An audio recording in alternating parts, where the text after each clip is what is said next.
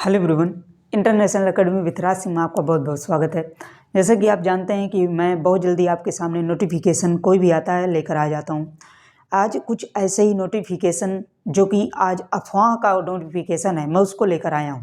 देखिए, अभी आप कई चैनलों में, कई न्यूज़पेपर्स में ये सुने होंगे और देखे होंगे कि आरपीएफ की तरफ से 9000 वैकेंसियों का नोटिफिकेशन जारी कर दिया गया है।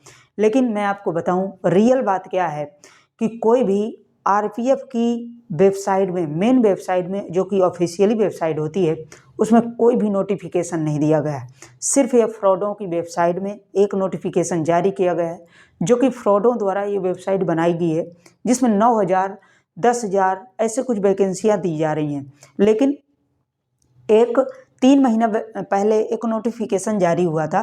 आपको मैं बता दूं कि ऑफिशियली में, ठीक है, ऑफिशियली साइड में ये आरपीएफ के, रेलवे प्रोटेक्शन फोर्स के, जो कि आरआरबी है, ठीक है, उसमें जारी किया गया है, जिसमें 2000 वैकेंसियाँ सिर्फ कांस्टेबल के लिए, आरपीएफ कांस्टेबल के लिए, और मात्र 250 वैकेंसी, लगभग 250 आरपीएफ एसआई के लिए जारी किया गया था, जो कि अपने आप में बहुत कम है, ये आपको सबको पता होगा।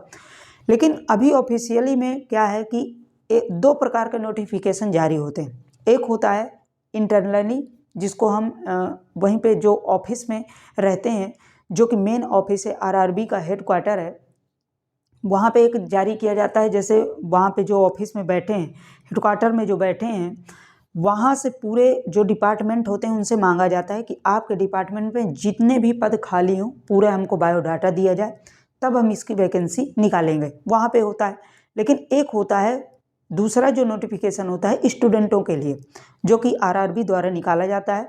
वो नोटिफिकेशन होता है, इसमें बाकायदा सब कुछ लिखा होता है कि आपकी एज लिमिट क्या होगी, ऑनलाइन फॉर्म कब भरा जाएगा, कब लास्ट डेट होगी, एज लिमिट क्या होगी, फीस कितनी रखी जाएगी, ए टू जेड डिटेल्स उसमें दिया रहता है, ठीक है। तो ये जो आप अफवाह में देख रहे हैं कि 9000 वैकेंसी आ गई है, ये सब कुछ भी नहीं है। हाँ, एक नोटिफिकेशन जरूर जारी किया गया है कि लगभग इसमें वैकेंसियाँ जो खाली हैं, 9000 वैकेंसियाँ प्लस खाली हैं, ठीक है, जो कि मैं 3 महीना पहले का नोटिफिकेशन बता रहा हूँ, उसमें ये दिया गया, अभी कोई नहीं आया है।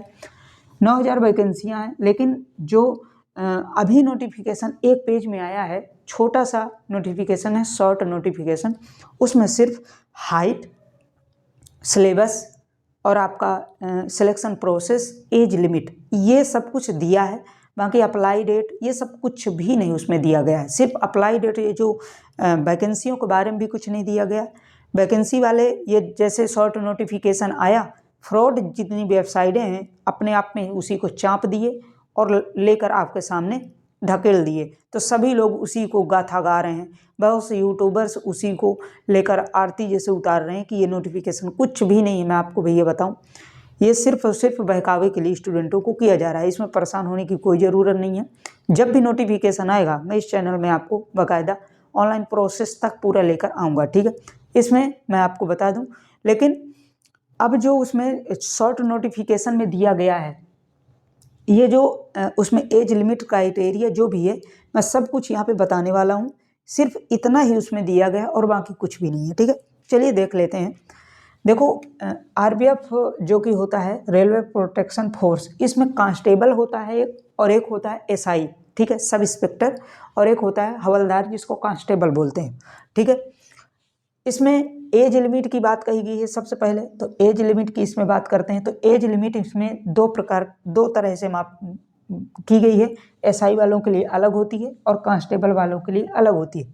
कांस्टेबल वालों के लिए जो एज लिमिट है कांस्टेबल वालों के लिए, वो है 18 से 25 साल होती है, ठीक है। किसकी? जनरल, ओबीसी और ईडब्ल्यूएस की, ठीक है। लेकिन एसआई वालों की बात करें, एसआई में जो फॉर्म डालेंगे उनकी 20 से 25 साल होती है, केवल 5 साल का समय होता है। और एलिजिबिलिटी की बात करें तो ग्रेजुएशन होना चाहिए एसआई वालों के लिए, 12वीं पास होना चाहिए कांस्टेबल वालों के लिए, ठीक है।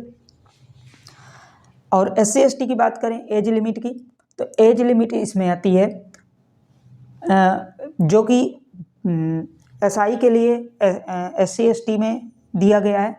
सेम यही एज है, लेकिन उसमें रिलैक्सेशन थोड़ा सा दे दिया गया है। SC वालों के लिए 5 साल ST वालों के लिए 5 साल और OBC वालों के लिए 3 साल। सेम जो भी इसमें रिलैक्सेशन होता है दोनों में, SI और कांस्टेबल में दोनों में होता है। ठीक है, इसको आप ये एज लिमिट का प्रावधान हो गया, यही दिया हुआ है। ठीक है, अब बात करते हैं कि हाइट वगैरह इसमें जो नोटिफिकेशन में दिया है, तो देखिए हाइट के हिसाब से कोई भी रेलवे प्रोटेक्शन फोर्स है या कोई भी आपकी फोर्स में आती है वैकेंसी, जैसे constable, UP constable, MP constable, जो भी है उसमें बेसिकली हाइट वगैरह तो मांगता ही है। तो देखिए हाइट इसमें मेल और फीमेल के लिए क्या रखा गया है, UR और OBC के लिए मेल के लिए 165 सेंटीमीटर है और फीमेल के लिए 157 सेंटीमीटर है। ठीक है, SC ST की बात करें तो SC और ST की 160 सेंटीमीटर है और फीमेल के लिए 152 सेंटीमीटर है। ठीक है, इस प्रकार से इसको बांटा है। और एक सबसे बड़ी बात कहा है, जैसे कोई पहाड़ी इलाका में गोरखा वगैरह है, गोरखा हैं और डोगराज हैं, जैसे पहाड़ी क्षेत्रों में होते हैं, आप उत्तराखंड तरफ जैसे जाएंगे तो ये बहुत से जनजातियों में होते हैं, बहुत छोटे कद के होते हैं। ठीक है, बहुत छोटे होते हैं, तो इनके लिए जो पहाड़ी इलाका में है और इस जनजाति से बिलोंग करते हैं, गोरखा, डोगराज, ये सब होते हैं, तो 163 सेंटीमीटर मेल के लिए है और 155 सेंटीमीटर फीमेल के लिए, वहाँ उधर पहाड़ी जो एरिया में उनके लिए ये रखा जाता है। ठीक है, अब चेस्ट की बात करते हैं, तो चेस्ट देखिए बिना फुलाए हुए मेल OBC और अनरिजर्व के लिए, जो कि जनरल में आते हैं, 80 सेंटीमीटर होने चाहिए बिना फुलाए। जैसे मैं खड़ा हूँ ना, तो ये विदाउट एक्सटेंडेड है। ठीक है, ये नॉर्मल हमारी है, तो ये जैसे मैं खड़ा हूँ इसकी 80 होना चाहिए। SC ST वालों के लिए 76 सेंटीमीटर होना चाहिए। ठीक है, ये सब सेंटीमीटर में है भैया। ठीक है, और जो गोरखा होते हैं जो पहाड़ी इलाका में, उनके लिए कोई मेजरमेंट नहीं, सिर्फ जो 80 सेंटीमीटर उनके लिए होना चाहिए। सिर्फ हाइट के लिए प्रावधान किया जाता है, चेस्ट वगैरह के लिए प्रावधान नहीं किया जाता। क्या वो खाते नहीं क्या? ठीक है, तो इसीलिए नहीं किया जाता। अब देखिए एक्सटेंडेड का मतलब होता है फुलाकर। जब आप मान लीजिए इस प्रकार से फुलाएंगे तो वहाँ पे ये होता है, तो फुलाकर आप दिखाएंगे वहाँ पे 85 सेंटीमीटर और SC ST वाले 81 और गोरखा वगैरह जो पहाड़ी में है उनके लिए भी 85 रखा गया सेंटीमीटर है। सभी सेंटीमीटर में माप की जाती है। ठीक है, तो ये सब शॉर्ट नोटिफिकेशन में ये सब आया हुआ है। अब देखिए उसमें सिलेबस की बात भी किया गया है। सिलेबस उसमें क्या रहेगा, तो देखिए GS 50 आएंगे, मैथ के 35 क्वेश्चन और रीजनिंग के 35 क्वेश्चन। ठीक है, तो GS के 50, मैथ के 35 और रीजनिंग के 35, टोटल मिलाकर 120 क्वेश्चन होते हैं। 120 क्वेश्चन होता है, 90 मिनट का 1.5 मिनट का लगभग समय होता है। 1/3 नेगेटिव मार्किंग होती है। देखिए 1/3 लगभग बहुत अच्छी हार्ड नेगेटिव मार्किंग अपने आप में मानी जाती है। तो रेलवे ये जो कि करता है 1/3, मतलब ये कहने का मतलब अगर 3 क्वेश्चन हैं और उसमें आप 3 में मतलब जैसे 4 क्वेश्चन है, अगर 3 क्वेश्चन आप गलत कर दिए तो आपका एक नंबर और काट लिया जाएगा। ये कहें कि आप 3 क्वेश्चन गलत करते हैं तो आपका 1 नंबर काट लिया जाता है। तो ये 1/3 नेगेटिव मार्किंग होती है। ठीक है, यही सब उसमें बात की गई है। अब आती है सिलेक्शन प्रोसेस की बात। उसमें सिलेक्शन भी प्रोसेस भी लिखा हुआ है। आपका सिलेक्शन किस बेस पे होगा, रिटन एग्जाम होगा सबसे पहले, फिर आपका PET फिजिकल स्टैंडर्ड टेस्ट, ठीक है, या एलिजिबिलिटी टेस्ट जो भी बोल लो, PET PST होता है वही, और एक होता है फिर लास्ट में मेडिकल। तो देखिए रिटन के लिए तो आप जान ही गए हैं कि ये इतना हमारा रिटन में आएगा। सिलेक्शन सिर्फ रिटन के बेस पे होगा, ये भी उसमें दिया है, सिर्फ रिटन के बेस पे होगा। बाकी PET PST, आपका PET जो PST होगा फिजिकल स्टैंडर्ड टेस्ट, और ठीक है फिजिकल एलिजिबिलिटी टेस्ट जो दिया रहता है, ये आपको सिर्फ क्वालिफाइंग होगा। मेडिकल भी सिर्फ क्वालिफाइंग होगा। अब बात करते हैं PET में, PET PST में क्या क्या होता है। तो देखिए रनिंग होती है, कुछ उसमें दिया है नोटिफिकेशन में, ठीक है, रनिंग होगी और पुशअप होते हैं। जैसे आप पुशअप देखे होंगे, लगाते भी होंगे, जो तैयारी करते हैं पुलिस वगैरह की और कांस्टेबल वगैरह की, वो बहुत अच्छी तरीके से जानते हैं कि पुशअप वगैरह रनिंग क्या होती है। तो देखिए रनिंग की बात करते हैं तो 1600 मीटर बॉयज़ के लिए, लड़कों के लिए दिया गया है 5 मिनट 45 सेकंड में, ठीक है। आपको ये दिखा देना है, दौड़ के वहाँ पे दिखाना है। और फीमेल के लिए 6 मिनट 30 सेकंड में इसको दौड़ के दिखाना है। तो ये सिर्फ क्वालिफाइंग होता है, 16 मीटर होता है।